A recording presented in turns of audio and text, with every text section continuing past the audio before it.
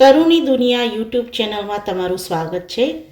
Like કરો, share કરો, subscribe કરો અને કોમેન્ટ કરો જો તમને આ નવનવા શોર્ટ્સ અને વિડીયો ગમતા હોય તો.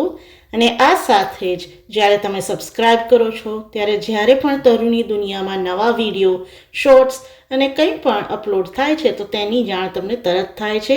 જેથી કરીને સબસ્ક્રાઈબ બટન અવશ્યથી હિટ કરો અને કોમેન્ટ કરો જેથી કરીને આવા અવનવા વિડીયોની જાણકારી તમને મળતી રહે. જય શ્રી કૃષ્ણ. નમસ્કાર મિત્રો, જય શ્રી કૃષ્ણ. આજની રેસિપીમાં આપણે જોઈશું ફરાળી દૂધી બટાટાના થેપલા કે પરાઠા. તો રેસીપી માટે ફરાળી લોટ લીધો છે 6 કપ. એની અંદર આપણે નાખીશું લીલા સમારેલા મરચાં. અમારા ઘરના જ મરચાં છે, ગાર્ડનના લીધા છે. ફરાળી મીઠું 2 ચમચી, ધાણા જીરું, કલર માટે થોડી હળદર નાખીશું આપણે, આમાં ચીલી ફ્લેક્સ.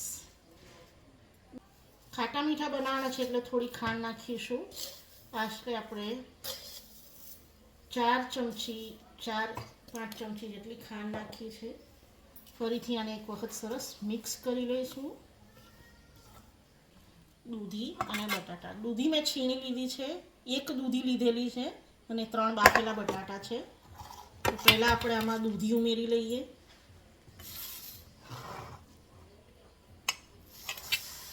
છીણેલી દૂધી છે, 1 જ છે દૂધી, નાની કોણી બી વગરની. દૂધીનું જે પાણી છે એનાથી લોટ બંધાવવામાં મદદ થશે, એટલે આપણામાં પાણી એડ કરવાની જરૂર જરાય પડતી નથી. ઘણા લોકો આમાં ખટાશ માટે દહીં નાખતા હોય છે. આજે મારી પાસે દહીં અવેલેબલ નથી એટલે હું લીંબુનો રસ નાખીશ.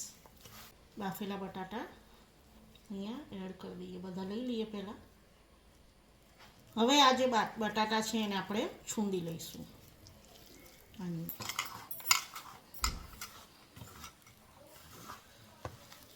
હવે આપણે આમાં થોડો નાખીશું લીંબુનો જ્યુસ. 2 ચમચી જેટલો લીંબુનો જ્યુસ નાખ્યો છે મેં. લોટ લગભગ બનીને તૈયાર જ છે. મસ્ત એકદમ બધું મિક્સ થઈ ગયું છે. પેન મૂકી દીધી છે અહીંયા પરાઠા કરવા માટે. હવે આપણે વણવાની પ્રોસેસ ચાલુ કરીએ. વટાણા માટે ફરાળી લોટ લઈ લીધો છે મેં. હવે આપણે એનો એક ગુલ્લો બનાવીએ.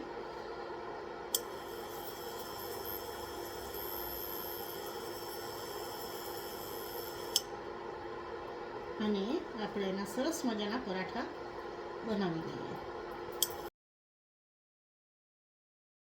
હવે આપણે પેનને થોડી ઓઇલ કરી લઈએ અને આપણે પહેલું થેપલું પરાઠું એમાં શેકી લઈએ. તવેથાની મદદથી ઉપર બધે તેલ આપણે ફેલાવી લઈએ અને એક બાજુ થોડો શેકાય પછી એને આપણે ઉથાપી લઈશું.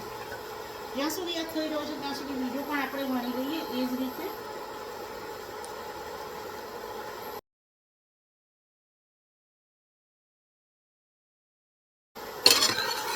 હવે આને આપણે વ્યવસ્થિત શેકવા માટે દાબી લઈશું આ રીતે, જેથી તેને શેકાઈ જાય વ્યવસ્થિત, ક્યાંય કાચો ન રહે.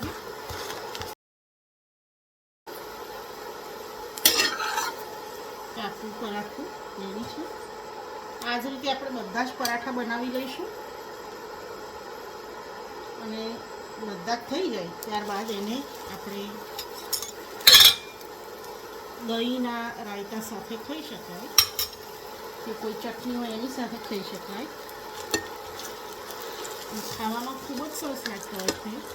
ફરાળી ચટણી સાથે પણ લઈ શકો છો, જે લીલી ચટણી ફરાળી હોય છે એની સાથે પણ તમે લઈ શકો છો આ થેપલા.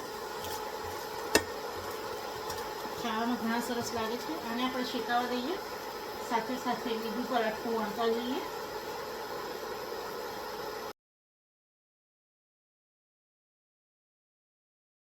તો આ બીજું પરાઠું તૈયાર છે. જો સરસ મજાના પરાઠા બની રહ્યા છે લંચ માટે. આજે એકાદશી છે, યોગીની એકાદશી.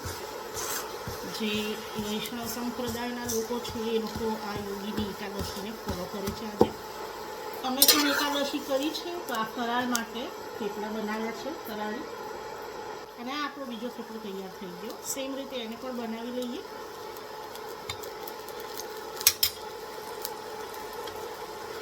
તો તમારો ખૂબ ખૂબ ધન્યવાદ મારી ચેનલને જોવા અને લાઈક કરવા માટે. ઘણા લોકો સરસ કોમેન્ટ પણ કરે છે.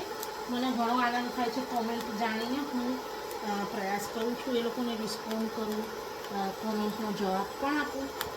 અને ગમતું હોય છે જ્યારે કોઈ આપણી કામની પ્રશંસા કરે. સર્વેને ગમતું હોય છે. તો ફેસબુકમાં પણ તરુની દુનિયાનું પેજ બનાવેલું છે મેં. એમાં પણ હું અવારનવાર ફોટો અને વિડીયો અપલોડ કરતી હોઉં છું. એને પણ જુઓ અને મને જણાવો કે તમને કેવું લાગે છે. તો આપણા દૂધીના થેપલા તૈયાર છે કે પરાઠા તૈયાર છે ફરાળી. અને રાયતું, ચટણી બધું તૈયાર છે. આ ફરાળી ચટણી સાથે સર્વ કરીશું આપણે. તો આ ફરાળી છે ટોટલી ચટણી જે છે મારા માટે અને મારા સન માટે મેં તૈયાર કરી છે અલગથી પ્લેટ, જેમાં આપણે થોડું એડ કરીશું રાયતું અને આપણે મૂકીશું પરાઠા. તેમાં પણ સરસ સજાવી લઈએ.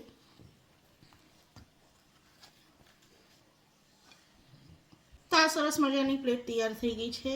અહીંયા છે આપણી પાસે સરસ મજાની ખાટી મીઠી આમલી ખજૂરની ચટણી, ફરાળી મિન્ટ ચટણી અને રાયતું. તો તૈયાર છે આપણી ફરાળી દૂધી અને બટાટાની પ્લેટ. તો આ રેસીપી કેવી લાગી જરૂરથી જણાવશો. અને તરુની દુનિયાને સબસ્ક્રાઈબ કરો, શેર કરો, લાઈક કરો અને કોમેન્ટ કરો. ફરીથી જલ્દીથી મળીશું. જય શ્રી કૃષ્ણ. બાય.